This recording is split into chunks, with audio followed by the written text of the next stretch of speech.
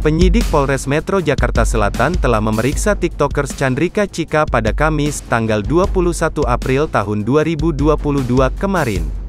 Chika diperiksa sebagai saksi terkait kasus pengeroyokan yang dilakukan bos PS Store, Putra Siregar, dan artis Rico Valentino.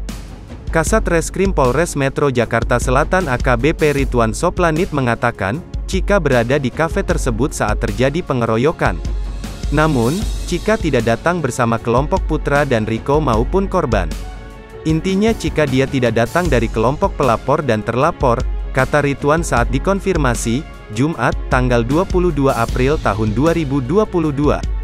Menurut Ridwan, Chika datang ke kafe itu saat Putra, Rico, dan korban sudah ada di dalamnya.